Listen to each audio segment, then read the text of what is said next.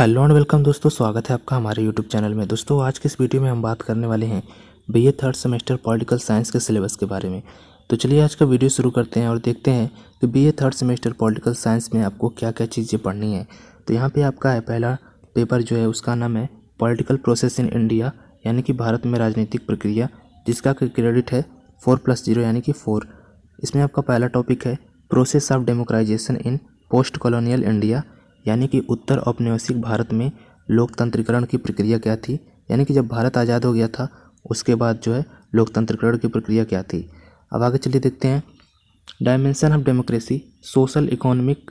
Political factor shaping of the Indian political system since independence, यानी कि आपको यहाँ पे पढ़ना है लोकतंत्र के आयाम क्या थे, यानी कि लोकतंत्र के जो पार्ट थे वो क्या थे, जैसे कि सामाजिक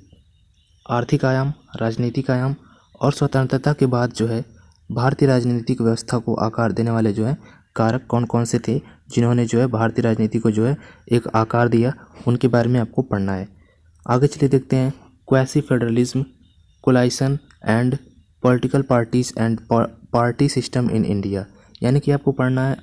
अर्धसंघवाद, गठबंधन, राजनीतिक दल और भारत में पार्टी प्रणाली क्या है, इसके बारे में।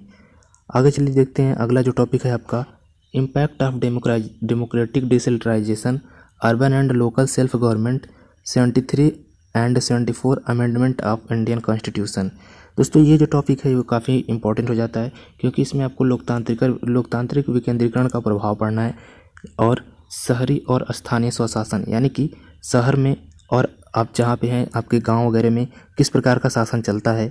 इसके बारे में। और ये जो है भारतीय संविधान का 73 और 74 यानी कि 73वां और 74वां संशोधन क्या था, इसके बारे में आपको पढ़ना है। चलिए बढ़ते हैं अगले टॉपिक की तरफ। यहाँ पे अगला topic pressure group, determinants of voting behaviour, cast and politics, need of electoral reforms, the politic of cessation and accommodation, यानी कि दबाव समूह के बारे में पढ़ना है। दबाव समूह कौन से होते हैं,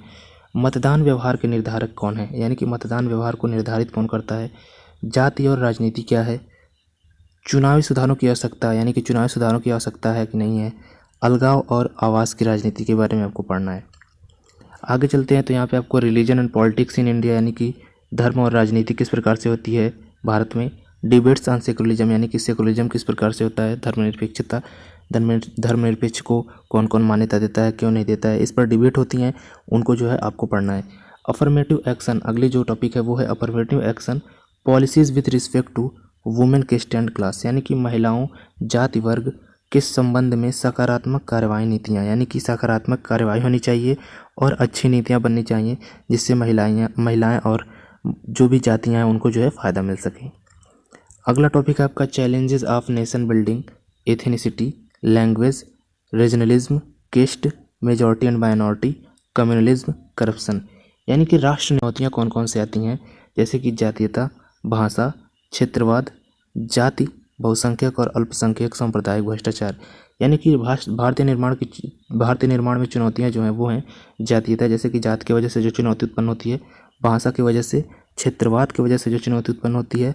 बहुसंख्यक और अल्पसंख्यक सांप्रदायिकता और भ्रष्टाचार की वजह से जो भारत जो है वो अच्छा राष्ट्र नहीं बन पा रहा है। ये चुनौतियों को कैसे समाप्त किया जा सकता है और इनको जो है कैसे अच्छे तरीके से कार्यान्वित करके देश को आगे बढ़ाया जा सकता है, इनके बारे में आपको इसमें पढ़ना पड़ेगा। पॉलिटिक्स ऑफ डिफेक्शन, यानी कि पॉलिटिक्स ऑफ प्रेसिडेंटियल रूल, यानी कि आपको दो चीज़ें पढ़नी है इसमें, दल बदल की राजनीति और राष्ट्रपति शासन की राजनीति क्या है, इनके बारे में आपको पढ़ना है। चलिए बढ़ते हैं पेपर 2 की तरफ। पेपर 2 जो है थोड़ा सा जो है आपको इसमें ऐसा लगेगा कि क्या क्या पढ़ना है, थोड़ा टॉपिक जो है वो डिफ़िकल्ट लगेंगे, लेकिन आप जैसे ही अपने स्कूल से सजेस्टेड बुक वगैरह लेंगे आपको उसमें ये सारे टॉपिक ज़रूर से मिल जाएंगे। तो यहाँ पे जो है field work tradition in social sciences, यानी कि सामाजिक विज्ञान में कार्य क्षेत्र परंपरा के बारे में आपको पढ़ना है। जैसे कि यहाँ पे है uniqueness of social science, fact value dichotomy, ethnocentrism, participant observation, value naturality, यानी कि सामाजिक विज्ञान की विशिष्टता क्या है, तथ्य मूल्य द्विविभाजन क्या है, जातीयतावाद क्या है, प्रतिभागी अवलोकन, मूल्य तटस्थता क्या है, इसके बारे में आपको पढ़ना है। अगला जो है वो है आपका empirical research, meaning, types, methods,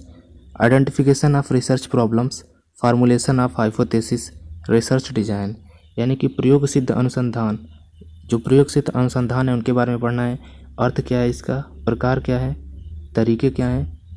इसके अनुसंधान समस्या की पहचान क्या है, परिकल्पना का निर्माण क्या है, अनुसंधान डिजाइन क्या है, इसके बारे में पढ़ना है। अगला जो टॉपिक है इसमें डाटा कलेक्शन यानी कि डाटा का संग्रह किस प्रकार से करना है, इसके बारे में पढ़ना है। इसका मेथड क्या है, इसका अवलोकन किस प्रकार से यानी कि ऑब्जर्वेशन किस प्रकार से करना है। इंटरव्यू शेड्यूल यानी कि साक्षात्कार अनुसूची क्या है, क्वेश्चनेयर यानी कि प्रश्नावली क्या है, केस स्टडी क्या है, डाटा प्रोसेसिंग क्या है और डाटा एनालाइज यानी कि डाटा का विश्लेषण क्या है, इसके बारे में आपको पढ़ना है। अगला जो और लास्ट टॉपिक है उसमें आपको पढ़ना है a case study on any socio political relevance topic on the time and place easy, यानी कि यहाँ पे अब कहा जा रहा है कि समय और स्थान, यानी कि समय किसी विशेष समय पे और किसी विशेष स्थान पर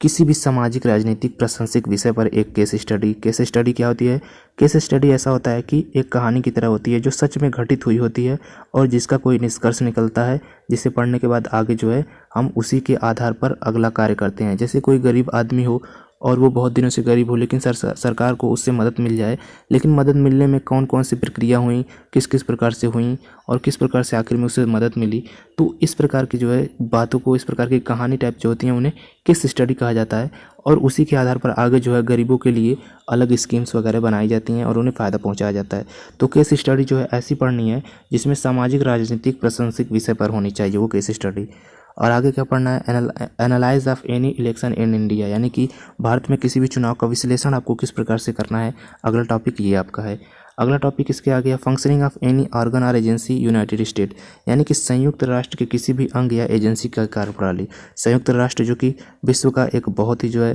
खतरनाक नहीं कह सकते लेकिन एक बहुत ही शक्तिशाली राष्ट्र है। तो संयुक्त राष्ट्र के किसी भी अंग यानी कि किसी भी अंग की या एजेंसी की कार्यप्रणाली क्या है, किस प्रकार से उसमें कार्य होता है, ये सारी चीज़ें आपको पढ़ना पड़ेंगी। तो उम्मीद करता हूँ आपको जो है ये सारी चीज़ें समझ में आ गई होंगी, क्या क्या चीज़ें आपको पढ़नी है। तो आप जो भी बुक पढ़ें उसमें से इन सारे टॉपिक्स को छांट करके इन्हीं को पढ़ें, क्योंकि आपको यही सारे टॉपिक से एग्ज़ाम में आंसर लिखने हैं। तो मिलते हैं आपसे नेक्स्ट वीडियो में, तब तक के लिए आपका वीडियो देखने के लिए धन्यवाद।